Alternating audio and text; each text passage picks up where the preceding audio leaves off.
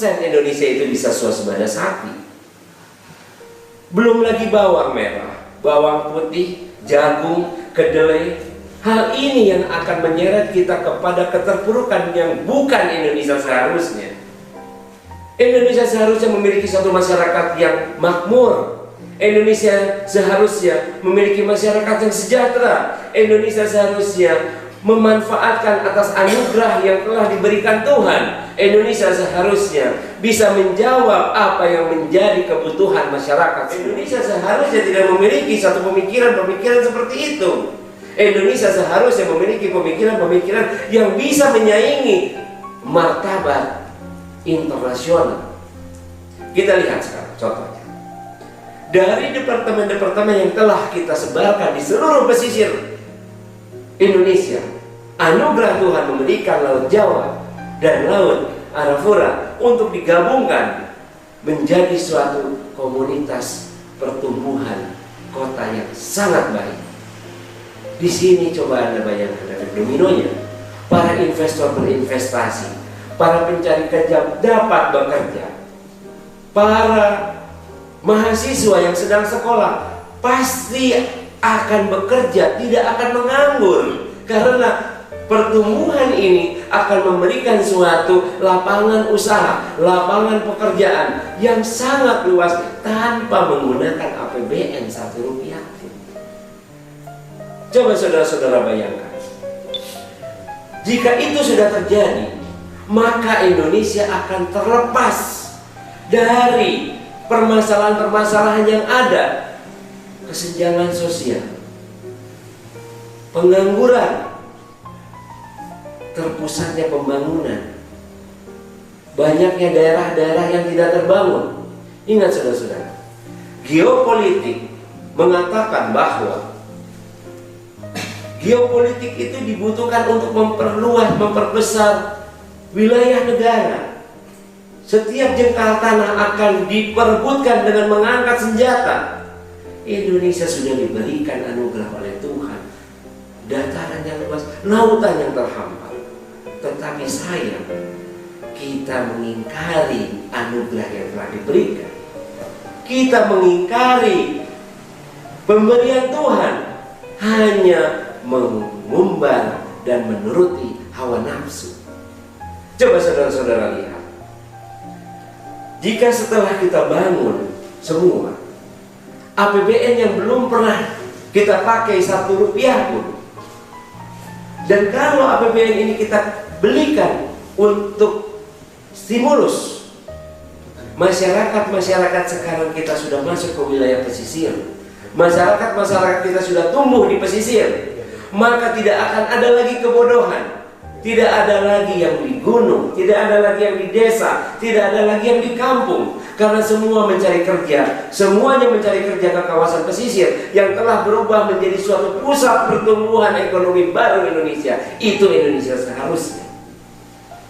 Di sana mereka bekerja, bersekolah, mereka berbisnis. Dan satu, saudara-saudara, jangan lupa, mereka mencari ikan. Tuhan tetap sayang sama orang Indonesia. Tuhan tetap sayang kepada bangsa Indonesia.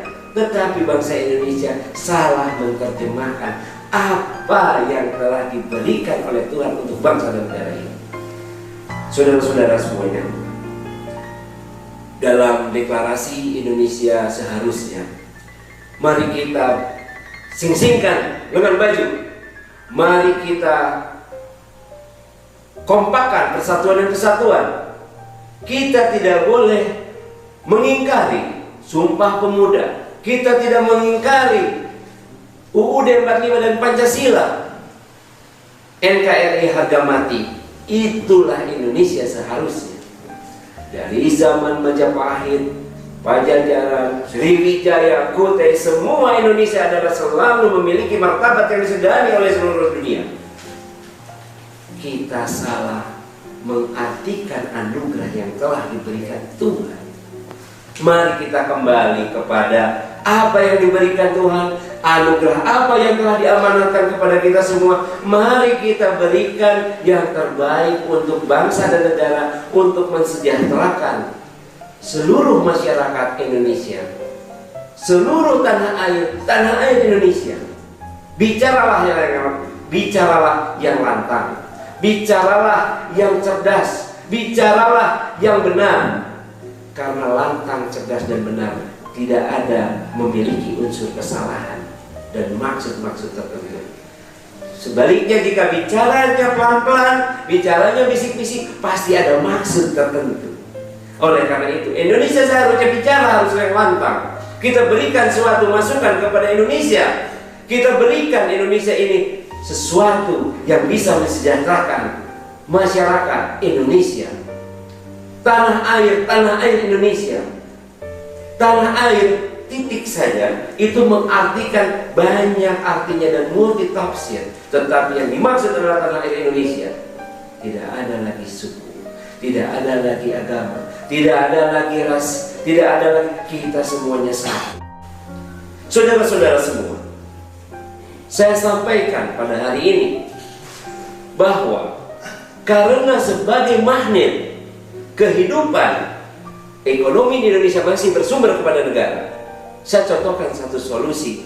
Indonesia seharusnya, misalnya begini, Departemen PU yang terdapat di Patimura, Kebayoran Baru, Jakarta Selatan. Kalau saudara-saudara mau menyewa kantor di sana, berapa harga sewa per meter persegi per bulan yang ada di Patimura? Kalau saya berikan ilustrasi asumsi Rp200.000 per meter persegi per bulan, itu sangat murah, saudara-saudara.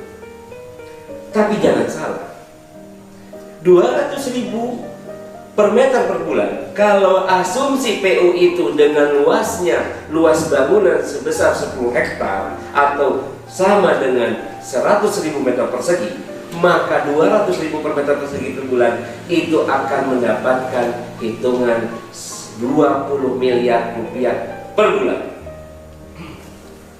Kalau per tahun artinya 240 miliar.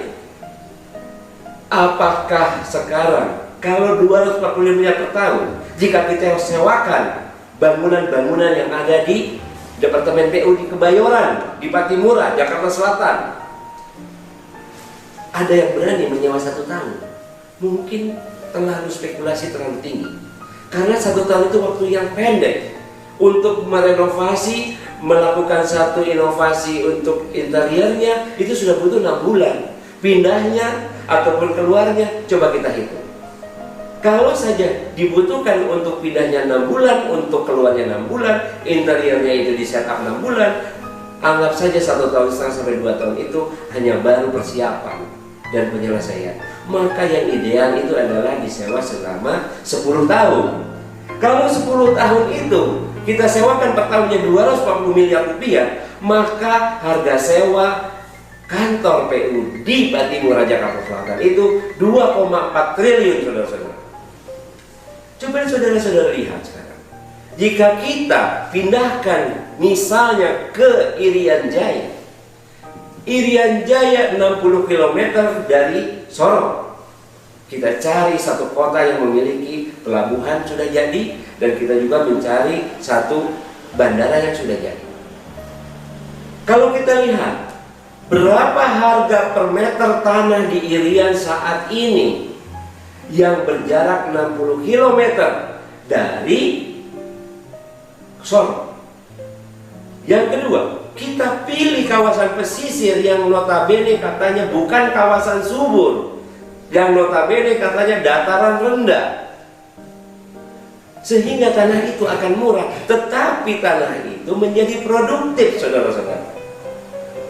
Tidak lagi kita terpengaruh ataupun tidak lagi kita melihat suatu penyebaran penduduk yang terpusat, saudara-saudara. Baik, saudara-saudara, mudah-mudahan deklarasi ini diniati dengan yang baik, diawali dengan kerja yang baik, maka insya Allah kita akan mendapatkan hasil yang baik pula. Dan mudah-mudahan masyarakat Indonesia, seluruh saudara-saudara setanah air, tanah air Indonesia, bisa memberikan yang terbaik untuk tanah tercinta Ibu Pertiwi Indonesia, Negara Kesatuan Republik Indonesia, harga mati. Wabillahi taufiq wal hidayah. Assalamualaikum warahmatullahi wabarakatuh.